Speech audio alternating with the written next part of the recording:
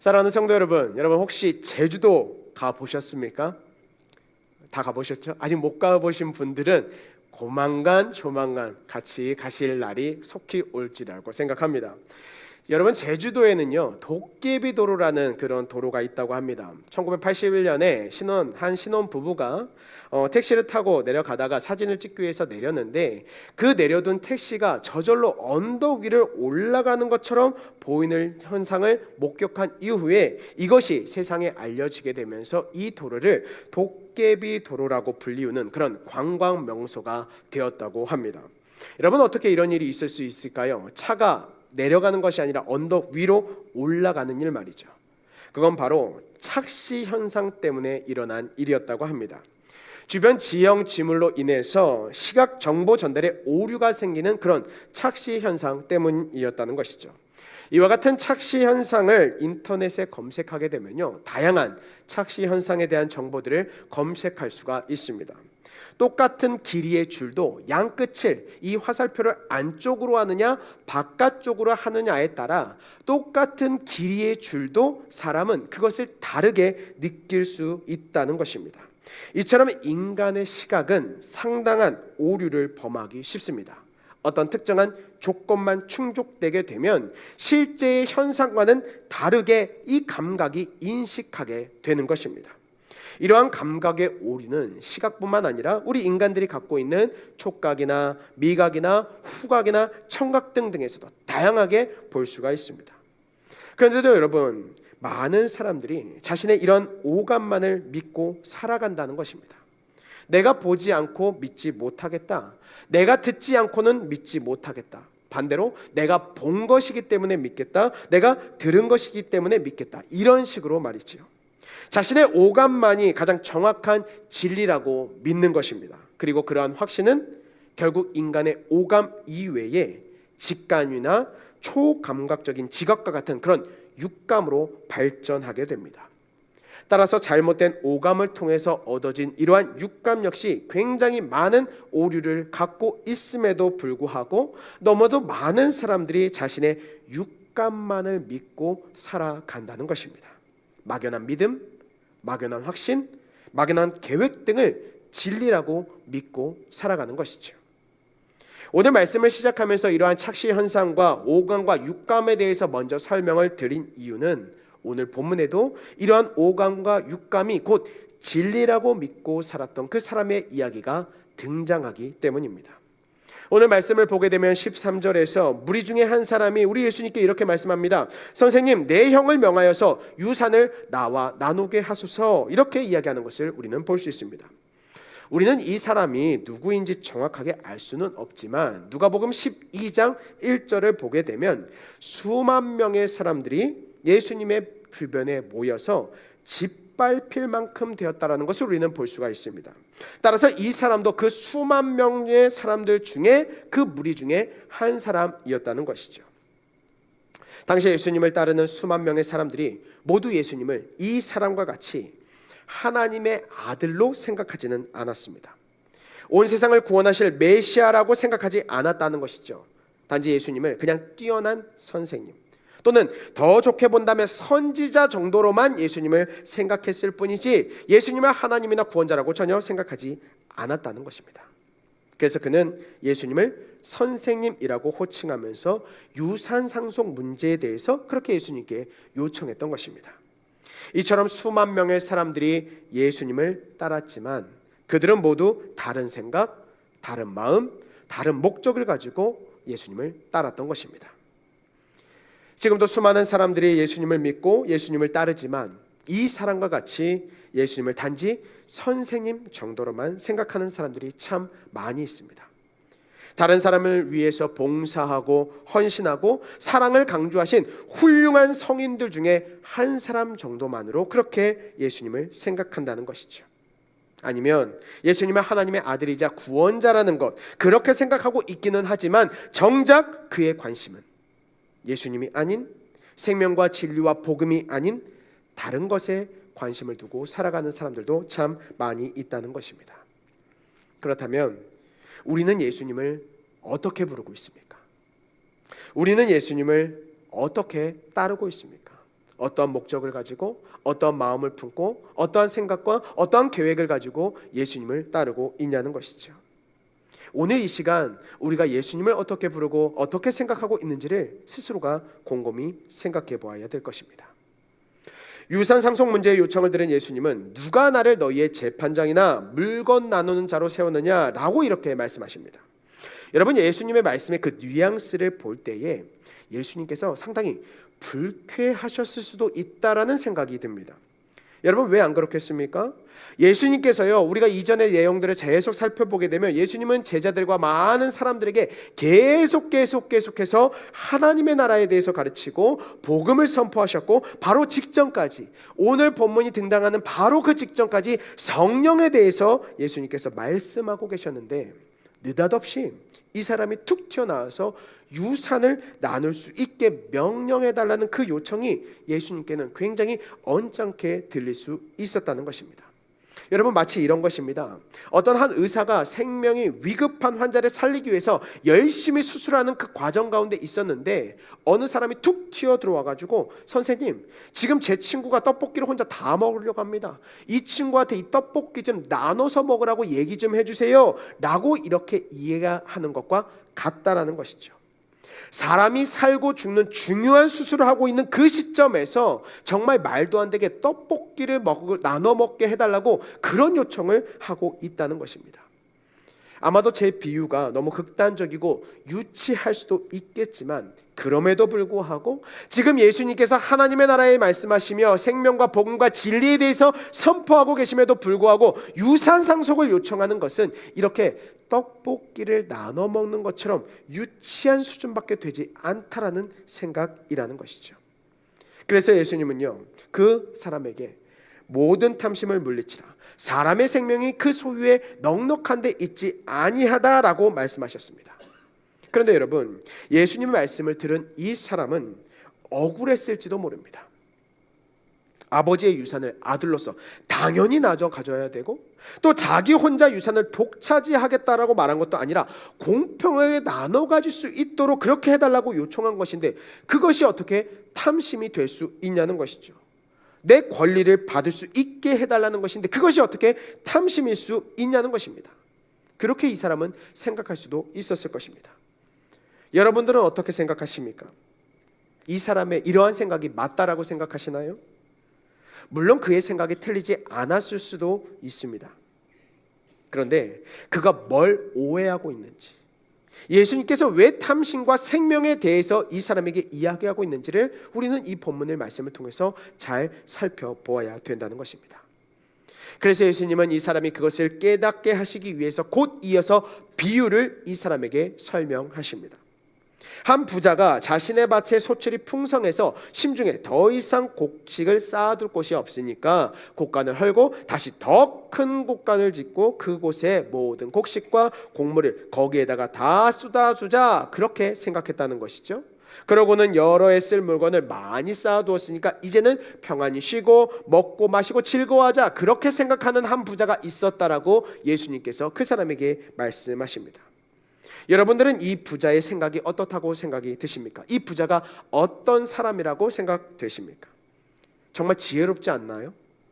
풍년이 와서 소출이 늘어났는데 그 소출들을 그냥 막 써버리는 것이 아니라 그 소출들을 다 저장할 수 있는 창고를 미리 준비하고 넘치는 소출들을 잘 저장해서 여러 해 동안 잘 먹고 잘 살기로 계획한 이 부자의 계획이 여러분 지혜롭지 않습니까?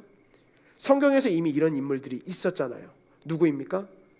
요셉이요. 요셉이 이런 것들을 행했었잖아요. 그러니까 우리는 요셉을 생각할 때 이 사람이 굉장히 지혜로운 사람이다. 앞으로 닥쳐올 어려움, 현재의 풍요로움을 그냥 막 낭비하지 아니하고 자신의 미래를 위해서 준비하는 이 사람이 굉장히 지혜로운 사람이다라고 생각할 수 있습니다. 그리고 만약 이 사람이 비유가 아닌 실존으로 존재하는 사람이었다면 이 사람은 아마도 분명히 사업하는 사람이었을 것입니다. 현재의 상황에 대한 정확한 진단과 분석, 그리고 투자와 계획을 명확히 갖고 있었던 사람이기 때문에 이 사람은 훌륭한 사업가가 아니었을까, 그런 생각을 해보게 된다는 것이죠. 그런데 이 부자와 같이 현대를 살아가는 많은 사람들이 현재의 상황을 분석하고 미래를 계획하고 준비합니다. 클라우드, AI, GPT, 100세 시대, 환경오염, 인구 감소 등 다양한 주제를 논하면서 미래를 준비해야 된다고 말하는 수많은 사람들이 있습니다. 미래를 위해서 현재를 준비하지 않으면 안 된다는 것이죠. 지금 준비하지 않으면, 지금 모아놓지 않으면 노년에 반드시 불행해질 것이라고 이야기합니다. 많은 사람들이 그렇게 생각하고 있고 그렇게 말하고 있고 그러한 현상들을 보았기 때문에, 그래서 각종 신문, 방송, 매체들에서는요, 우리가 노후가 되었을 때 얼마가 있어야지 불편하지 않은 삶, 행복한 사람이 살아갈 수 있다는 것들은 금액적으로도 제시해 줍니다. 그 금액이 얼마입니까? 어떤 데는 10억이라고 이야기하는 사람도 있고요, 어떤 데는 더 많은 비용을 이야기하는 사람들도 있습니다. 마치 그것을 준비하지 않으면 이미 다가오지 않은 우리의 노후조차도 우리가 불행하게 느낄 수밖에 없게 그렇게 만들어 버린다는 것이죠.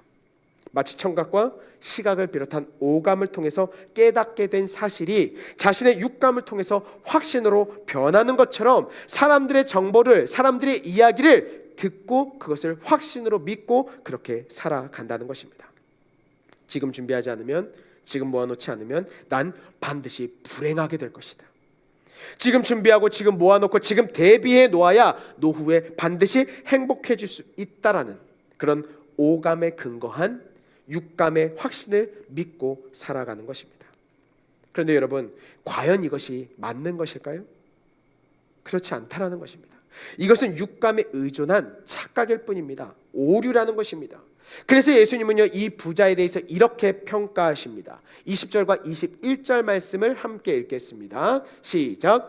하나님은 이르시되 어리석은 자여, 오늘 밤에 내 영혼을 도로 찾으리니 그러면 내 준비한 것이 누구의 것이 되겠느냐 하셨으니, 자기를 위하여 재물을 쌓아두고 하나님께 대하여 부유하지 못한 자가 이와 같으니라. 아멘. 예수님은 하나님께서 그 부자를 보시고 어리석은 자라고 말씀하실 것이라고 그렇게 이야기합니다. 왜 그렇습니까? 그가 여러 해 동안 쓸 물건을 준비해도 오늘 밤 당장이라도 하나님께서 그의 생명을 어떻게 해요? 취하실 수가 있기 때문이라는 것이죠. 쉽게 말해서 오늘 밤 당장 그 사람이 죽을 수 있다라는 것입니다. 만약 그렇게 그가 그렇게 이 밤에 죽게 된다면 그가 그렇게 수고해서 노력해서 모아놓은 모든 것이 누구의 것이 되겠느냐라고 이야기한다는 것이죠. 무슨 소용이 있냐는 것입니다. 그래서 자기를 위해서 재물을 쌓아두고 하나님께 부유하지 못하는 사람은 다 이 부자와 같이 어리석은 사람이라고 말씀하시는 것입니다. 여러분, 우리의 일생을 살아오면서 마지막 삶을 정리할 때에 어리석은 사람이라는 그런 평가를 받아서야 되겠습니까? 우리의 일생을 정리하였을 때 하나님 앞에 가서 이 사람은 어리석은 사람이라는 그런 평가를 받아서야 되겠냐는 것이죠. 그런데 이 사람은 그런 평가를 받게 되었다는 것입니다. 우리는 이러한 예수님의 말씀이, 하나님의 평가가 우리의 마음을 불편하게 할 수도 있고 또는 반감을 갖게 할 수도 있습니다. 도대체 무엇이 잘못됐다고 이렇게 말씀하시는 것일까? 아니, 부모님의 유산을 나누는 것은 정당한 권리이고 또한 그것이 탐심이 되는 일이 아닌데, 그리고 부자가 노력해서 소출을 많이 거둬들여서 저장하고 미래를 준비하는 건 역시 그렇게 뭐가 큰 잘못이라고 그 사람에게 어리석은 사람이라고 평가하시는가라는 생각이 들 수도 있다는 것입니다. 불법을 저지른 것도 아니고요, 다른 사람의 것을 빼앗은 것도 아니고요, 불의한 일도 행한 것이 아닌데 오히려 이렇게 미래를 준비하고 열심히 일했다면 이 사람에게 상을 주어도 모자랄 판에 어떻게 어리석은 사람이라고 평가할 수 있냐는 것입니다. 만약 이 사람이 그러한 평가를 받는다면, 그렇다면 현재 열심히 공부하고 열심히 일을 해서 노력하고 준비하는 우리도 어리석은 사람이라는 것인가?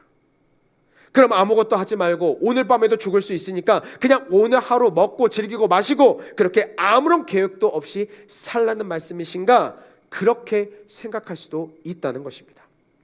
그런데 여러분, 본문의 말씀을 한번 잘 살펴보시기 바랍니다. 예수님은 지금 미래를 위한 준비를 책망하시거나 그것을 어리석다라고 말씀하신 것이 아니라는 것입니다. 계획하지 말아라, 준비하지 말아라, 저축하지 말아라, 그것을 말씀하시는 것이 아니라는 것입니다. 예수님은 이러한 본문의 말씀을 통해서 우리에게 두 가지 큰 주제를 말씀하십니다. 첫 번째는 우리에게 주어진 모든 것이 다 하나님의 은혜이기 때문에 내 삶의 주인이 되시는 하나님을 인정하라는 것입니다. 먼저 유산 상속에 관하였던 이 사람을 다시 한번 생각해 보기를 바랍니다. 여러분, 유산이 무엇입니까? 부모님의 재산을 상속받는 것입니다. 우리는 이것이 당연한 권리라고 생각하는데요, 진짜 당연한 것일까요? 부모님께서 재산을 모으실 때에 그 자녀가 노력한 부분이 있습니까? 없어요. 아무것도 없습니다. 오히려 갖다 썼으면 썼지 부모님이 재산을 축적할 때 자녀들은 도움을 주지 않는다는 것이죠. 그런데도 그것을 왜 당연한 권리로 요구하냐는 것입니다.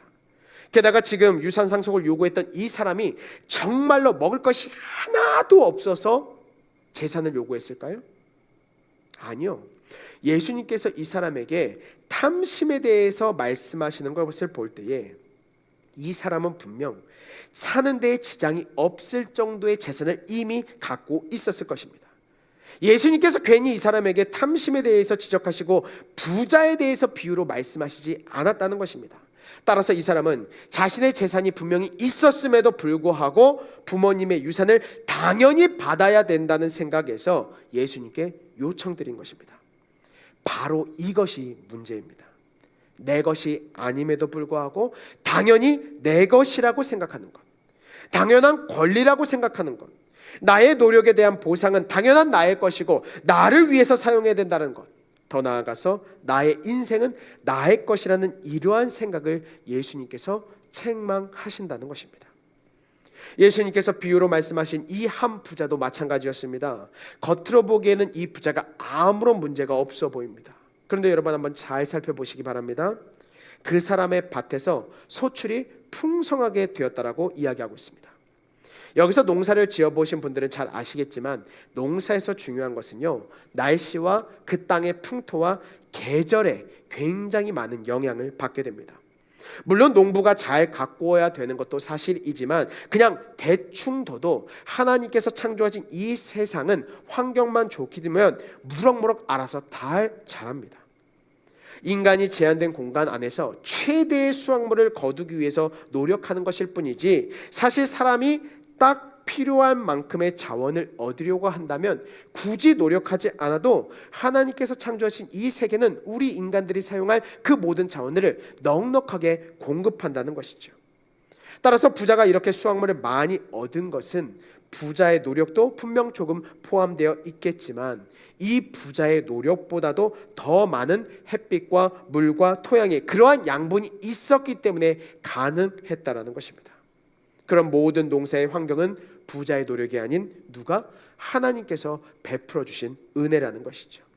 그런데 그럼에도 불구하고 이 부자는 다 자기의 노력 덕분이라고 생각했고, 그래서 당연히 자신을 위해서 써야 한다고 생각했고 자신만을 위해서 써야 한다고 생각했습니다.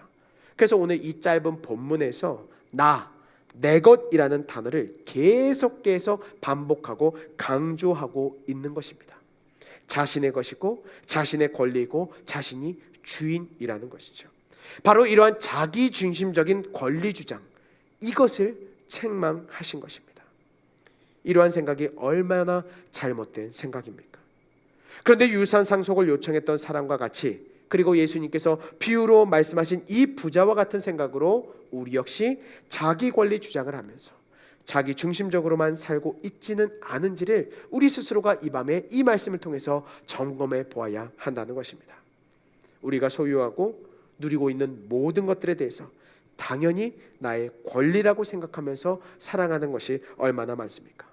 내가 노력하고 내가 얻었고 내가 이루어낸 것이기 때문에 그 모든 것의 주인은 바로 나이고, 그렇기 때문에 당연히 나를 위해서만 사용해야 된다는 그러한 생각을 갖고 살고 있지는 않냐는 것이죠. 하다못해 우리의 삶, 우리의 인생까지도 말이죠. 내 생명이고 내 인생이니까 내 마음대로 살겠다. 그러나 여러분, 한번 잘 생각해 보시기 바랍니다. 우리에게 주어진 많은 것들이 나의 노력과는 별개로 다 하나님께서 주신 은혜라는 것입니다. 내 건강, 내 지혜, 내 가족, 내 재산, 내 생명까지도 모든 것들이 다 하나님께서 주신 은혜라는 것을 우리는 잊지 말아야 한다는 것입니다. 어떻게 그것이 다 은혜일 수 있는가? 그것에 대해서 자세하게 말씀드리기에는 이 시간이 너무나도 제한되어 있기 때문에 그것을 다 감당할 수는 없습니다. 그러므로 그것은 여러분의 몫입니다. 오늘 이 밤 성령의 조명을 통해서 여러분의 삶에 베풀어주신 그 모든 것들이 은혜임을 깨달을 수 있기를 간절히 소망합니다. 그럴 때 우리는 내 전부가 주님의 것이고 나의 주인이 예수님이심을 인정하게 되고, 그때 비로소 내 삶의 주 되심을 인정하는 진정한 주님의 자녀, 진정한 주님의 백성, 진정한 주님의 일꾼, 바로 성도가 되는 것입니다. 그러므로 오늘 이 시간 당연한 나의 권리를 앞세우기보다는 은혜에 감사하는 마음을 갖고 나를 주장하고 나를 드러내면서 나 중심적으로 사는 삶이 아니라 예수님을 내 삶의 주인으로 인정하고 예수님을 나의 중심으로 모시고 살아가는 우리 모두가 되기를 예수님의 이름으로 축복합니다. 또한 예수님께서 이 말씀을 통해서 우리가 깨닫기 원하시는 두 번째 중요한 교훈은 생명과 행복은 소유에 달려있지 않다는 것입니다. 예수님은 15절에서 이렇게 우리에게 말씀하셨습니다. 그들에게 이르시되 삼가 모든 탐심을 물리치라. 사람의 생명이 그 소유에 넉넉한 데 있지 아니하니라 하시고, 예수님은 탐심을 물리치라고 말씀하신 이후에 사람의 생명이 그 소유에 넉넉한 데 있지 않다라고 말씀해 주셨습니다. 다시 말해서 유산 상속을 원했던 그 사람은 어떤 생각을 갖고 있었던 사람입니까? 생명이, 행복이 소유에 넉넉한 데 있다라고 그렇게 생각했기 때문에 자신이 갖고 있는 재산보다 더 많은 재산을 축적하기 위하여서 부모의 재산의 그 유산을 상속을 원했던 것이죠. 그래서 자신의 현재 소유보다 더 많은 것을 소유하기 위해서 더 많은 욕심을, 더 많은 탐심을 부렸던 것입니다. 그렇다면 여러분, 그가 왜 그렇게 유산 상속을 받으려고 했던 것일까요? 그것은 그의 육감이 그를 자극했기 때문입니다.